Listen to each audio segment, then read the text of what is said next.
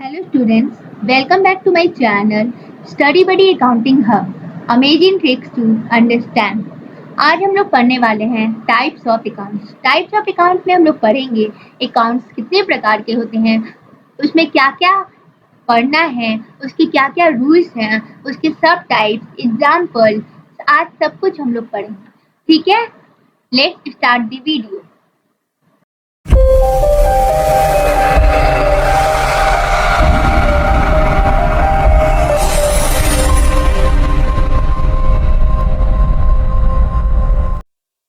चलिए स्टार्ट करते हैं। अब हम पढ़ेंगे types of account. Types of account कितने प्रकार के होते हैं? पर्सनल अकाउंट और इम्पर्सनल अकाउंट, ये दो प्रकार के होते हैं। लेकिन आप यहाँ सोच रहे होंगे कि यहाँ 3 लिखा है और ऊपर से इम्पर्सनल भी नहीं लिखा है। इम्पर्सनल का पार्ट है रियल और नॉमिनल। ये एक अकेला है पर्सनल अकाउंट, उसके बाद होता है इम्पर्सनल। इम्पर्सनल में ये दो सब पार्ट आते हैं, रियल और नॉमिनल। ठीक है, तो मैंने यहाँ इम्पर्सनल इसलिए नहीं लिखा है क्योंकि इसका कोई रूल नहीं होता, उसी का रूल इन दोनों में बना हुआ है। उसके लिए ना कोई डेफिनेशन है, बस इतना जानना जरूरी है कि टाइप्स ऑफ अकाउंट कितने प्रकार के हैं, पर्सनल और इम्पर्सनल। इम्पर्सनल में कौन कौन से होते हैं? रियल और नॉमिनल। और इन तीनों का रूल है, इसलिए मैंने ऐसे लिखा है। ठीक है, चलिए आगे बढ़ते हैं। पर्सनल अकाउंट क्या होता है? Personal account means the accounts which represent person, individual and organization. Personal account वो अकाउंट होते हैं जो इंडिविजुअल को रिप्रेजेंट करते हैं, जो यहाँ पे हर एक इंडिविजुअल, हर एक इंसान को रिकॉग्नाइज करवा रहे हैं। ऑर्गेनाइजेशन में कौन कौन से हो जाते हैं? Firm, company, institution. कोई भी फर्म जैसे कि ABC partnership firm, company ABC limited, XYZ limited, organisation जैसे कोऑपरेटिव सोसाइटीज, ये सारे किसमें आते हैं? पर्सनल अकाउंट में। क्यों पर्सनल अकाउंट में आ रहे हैं?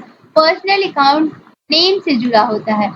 पर्सन का भी अपना नाम होता है, इंडिविजुअल पर्सन ही हो गया।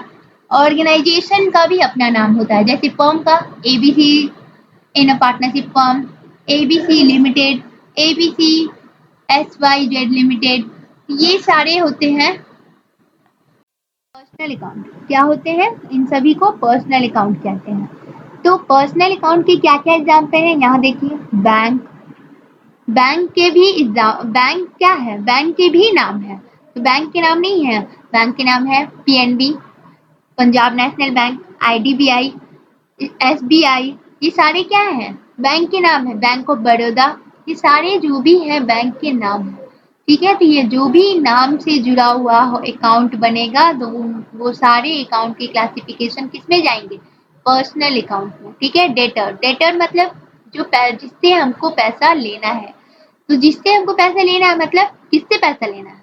किसी पर्सन से पैसा ले सकते हैं, या ऑर्गेनाइजेशन से पैसा ले सकते हैं, या बैंक से ले सकते हैं। तो ये सारे जो भी हैं जिनसे भी पैसा लेना है, सारे नेम से जुड़े हैं, और ये नेम से जो जुड़े हैं ये किस में आएंगे? पर्सनल अकाउंट में। क्रेडिटर, जिसको पैसा देना है, ये सारे किस में आएंगे? ये सारे आएंगे पर्सनल अकाउंट में। क्यों? पैसा हम किसको देंगे? या तो किसी पर्सन को देंगे, या तो बैंक को देंगे, या ऑर्गेनाइजेशन को देंगे। ठीक है, तो हम लोग जिसको भी पैसा देंगे वो सारे आ जाएंगे पर्सनल अकाउंट में।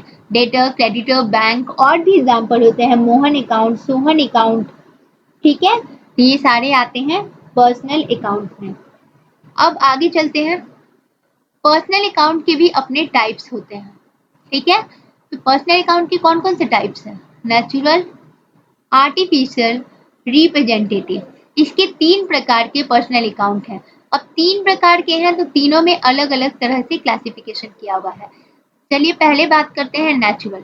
अब नेचुरल में तो वही आ सकते हैं जो नेचुरल पर्सन हो, ह्यूमन बीइंग हो, ठीक है, जिसमें जीव हो।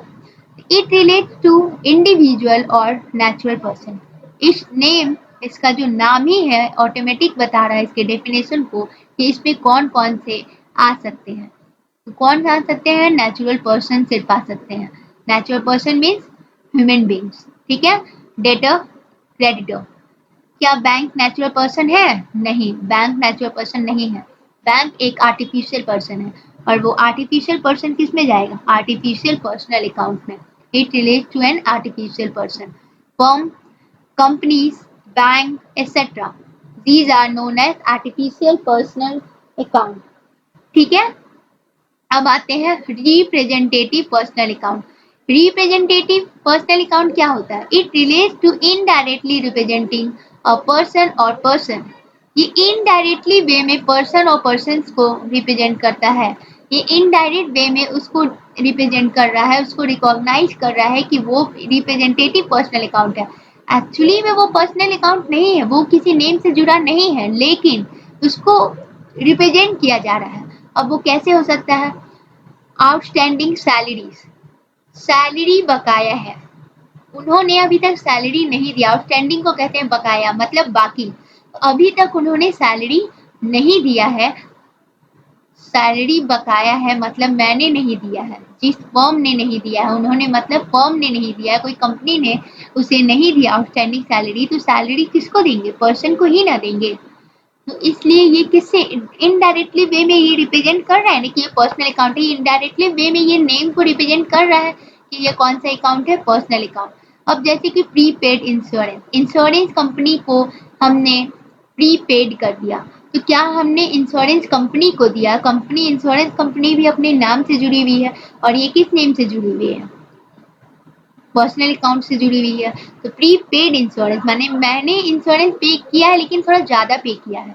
तो ज़्यादा पे किया है तो वो पर्सन के पास मेरा ज़्यादा पैसा है। अगर कल को मैं इंश्योरेंस अपना बंद करा लूँ तो वो पैसा मैं इंश्योरेंस कंपनी से क्लेम कर सकती हूँ, और वो क्लेम हुआ तो वो पर्सनल अकाउंट में चला आया। इसीलिए वो इनडायरेक्टली जुड़ा हुआ है। आउटस्टैंडिंग वेजेस, मैंने वेजेस नहीं दिया है लेबर को, तो वो लेबर को मैंने जब वेजेस नहीं दिया है तो वो आउटस्टैंडिंग है, और मुझे कल को किसको देना है? वो पर्सन को ही ना वेजेस देना है। क्या मैं मशीन को वेजेस दूंगी? लैंड को दूंगी? बिल्डिंग को दूंगी? नहीं। किसको दूंगी? वो पर्सन को दूंगी। तो वो पर्सन को जो वेजेस दूंगी, तो वो पर्सन कहाँ पे कैटेगराइज होता है? पर्सनल अकाउंट में। तो इसीलिए ये डायरेक्टली वे में नहीं आ रहा है, इनडायरेक्टली वे में रिप्रेजेंटेटिव पर्सनल अकाउंट का पार्ट बन रहा है।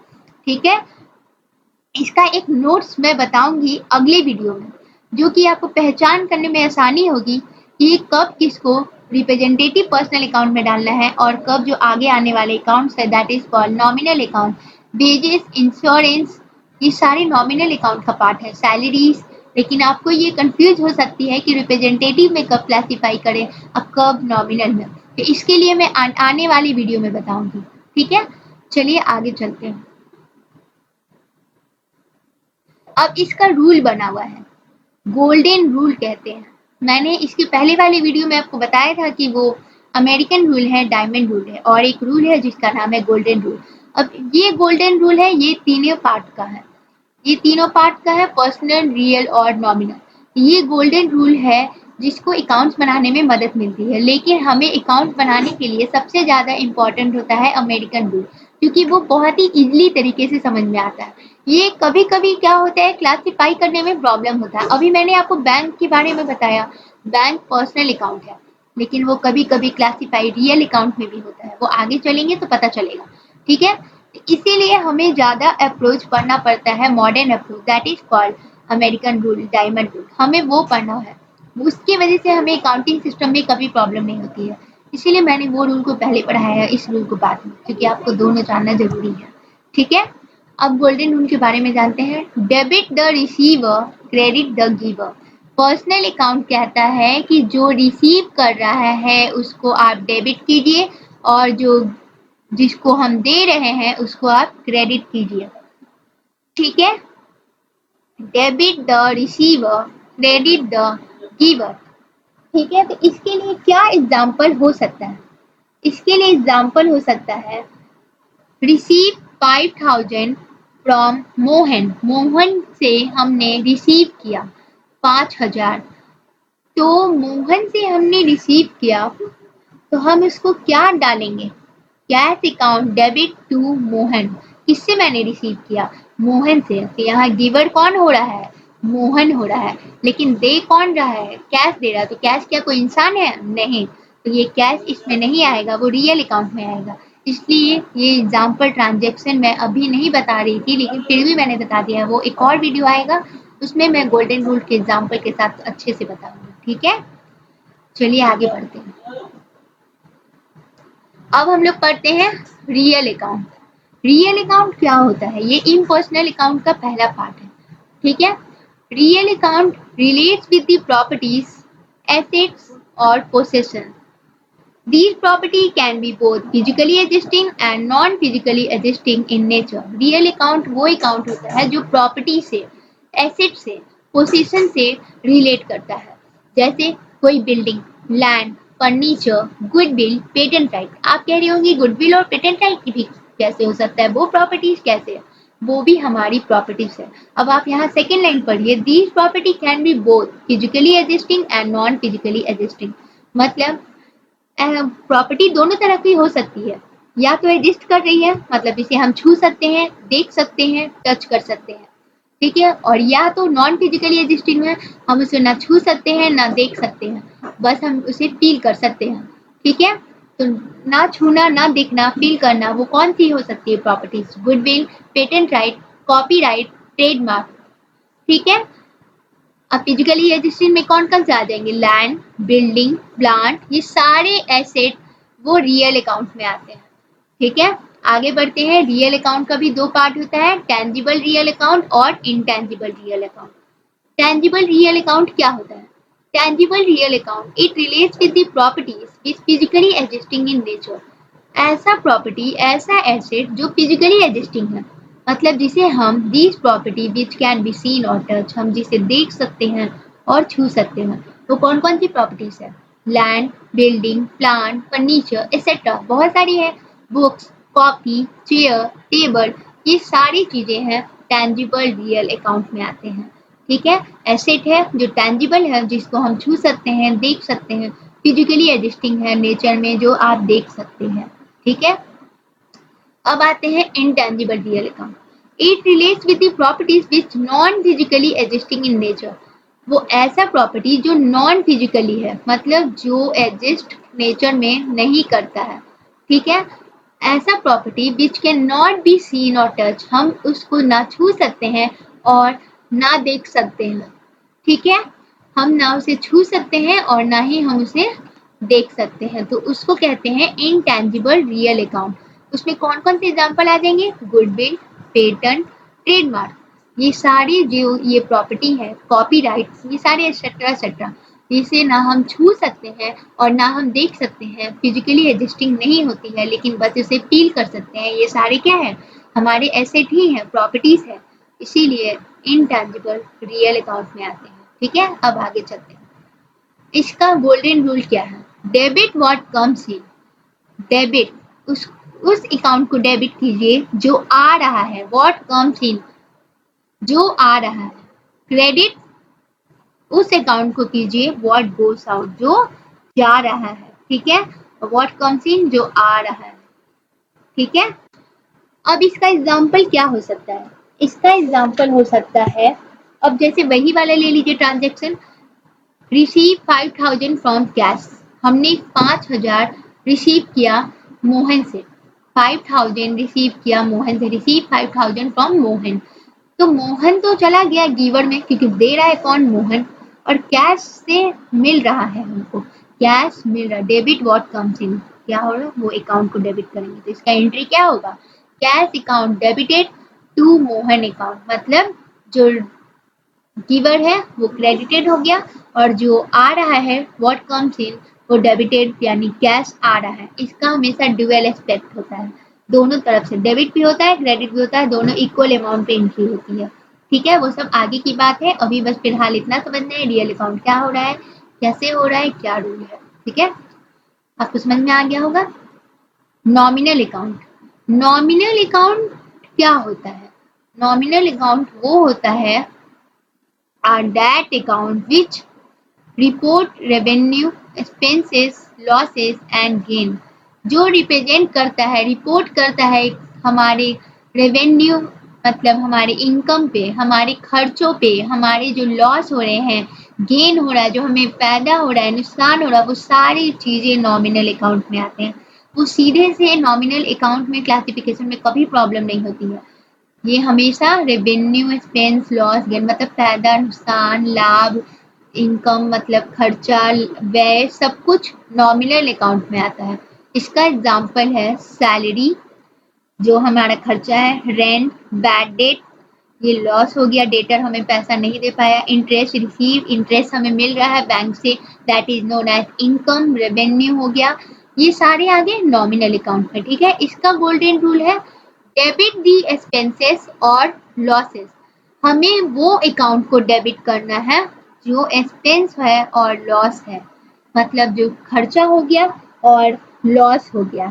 ठीक है, क्रेडिट दी इनकम और गेन, हमें क्रेडिट करना है उसको, उस अकाउंट को जो हमें लाभ हो रहा है, फायदा हो रहा है, व्यय हो रहा है, इनकम को, गेन को।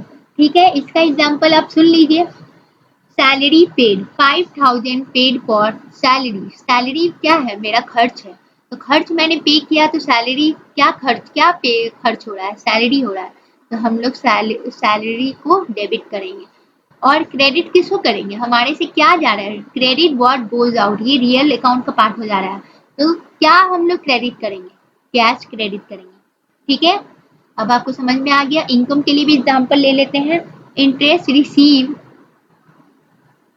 2000, ठीक है, इन कैश, हम लोग इंटरेस्ट रिसीव किए 2000 कैश में, तो कैश में जब हमें इंटरेस्ट मिला है, तो इंटरेस्ट जो मिला है वो हमारा क्या है, इनकम है, तो क्रेडिट किसको करते हैं, द इनकम और गेन, तो क्या करेंगे, मिला है तो डेबिट व्हाट कम्स इन, वो रियल अकाउंट का था, तो कैश रियल अकाउंट में आता है, तो cash account debited to the interest account.